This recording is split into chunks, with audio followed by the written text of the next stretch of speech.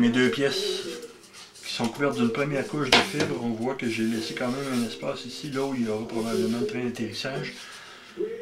J'ai une couche de fibre de 2 onces à peu près partout. J'ai fait quelques petites erreurs, là. Il y a des places où il n'y en a pas. La dernière couche, la couche de finition, va venir aider pour ces places-là. Ce n'est pas des endroits critiques. J'ai une bonne rigidité tout le tour de toute façon. Alors, la couche de 2 onces est posée. Maintenant, j'y vais avec une couche 1 demi-once, une couche de finition qui va me permettre de cacher tout ce qui reste la plupart des imperfections qui restent. Et quand cette couche-là va être finie, ça va être un dernier ponçage. Et je vais vous montrer comment on fait disparaître la mousse à l'intérieur de la pièce.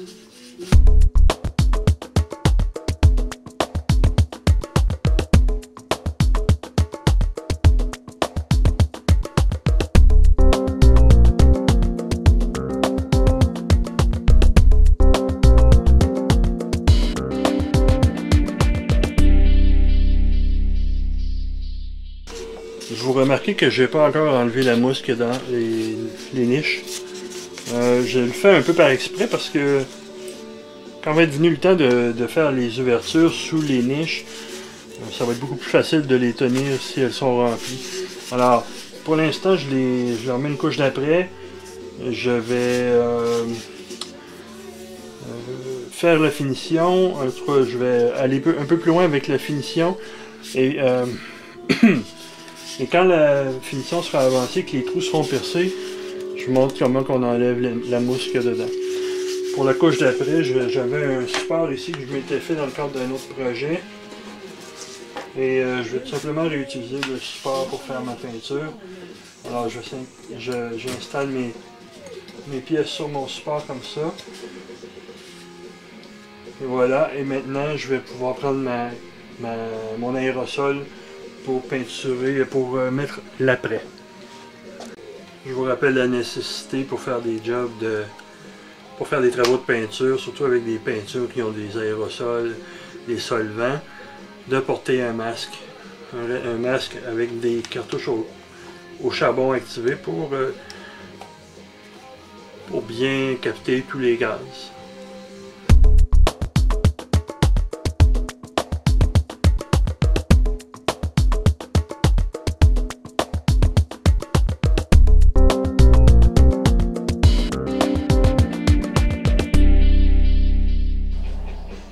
Alors, la couche d'après est dessus, elle vient tout juste d'être mise, d'appliquer.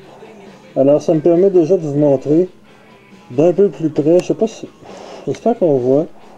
Il y a quand même quelques petites imperfections, ça va être des petits trucs à sabler. Les endroits où il manque un peu d'après, mais là c'est pas une couche de finition non plus. Alors, ça me permet de vous montrer un peu la finition qu'il me reste à faire là-dessus. Voilà. Ouais, vous voyez ici, c'est bien apparent, il y a quand même des travaux à faire. Mais dans l'ensemble, c'est quand même déjà pas si mal.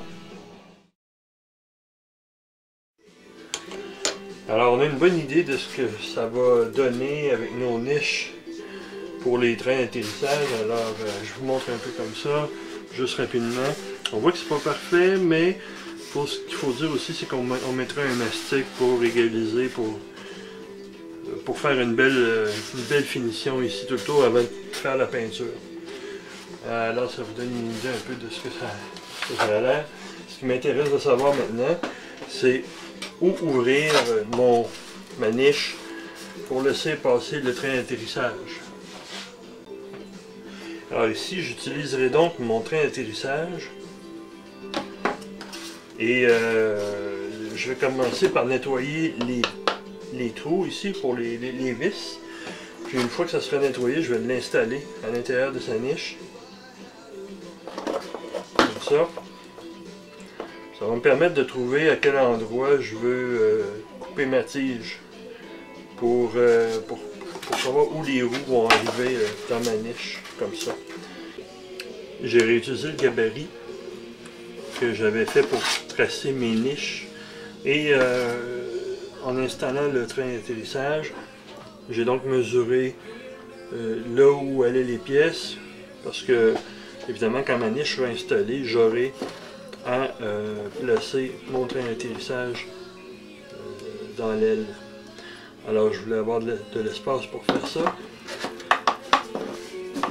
Donc ça c'est tracé. Ensuite il fallait aussi bien sûr que la jambe du train puisse entrer et sortir de la niche. Ce qui a été réglé. Alors vous voyez ici. C'est ici que c'est là que se loge la jambe du train.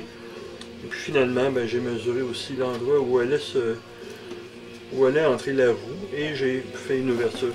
Une fois que ce gabarit-là est fait, je peux l'utiliser maintenant pour venir tracer sur ma niche, pardon. Alors je l'installe dessus comme ça et je vais pouvoir tracer comme ça l'endroit où sera creusé le puits. Et je ferai la même chose de l'autre côté, mais en inversant le gabarit comme ça. Et j'aurai mes deux pièces. Donc, une pièce que je fais comme ceci, et l'autre comme ça.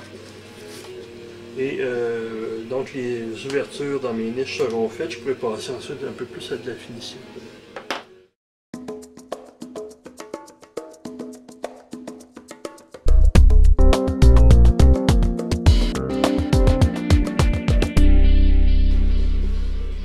Vous voyez que mes deux niches sont maintenant bien définies, là, mes trous aussi pour mes trains d'atterrissage. Et là, maintenant que je sais où vont aller mes trains, je vais, encore une fois, avant d'enlever avant de percer puis d'enlever la mousse, je vais travailler un peu sur la finition, sur des choses qui paraissent vraiment beaucoup, les autres qui paraissent moins, je ne toucherai pas. Et quand la finition sera à mon goût, là, je vais ouvrir et je vais enlever le fond.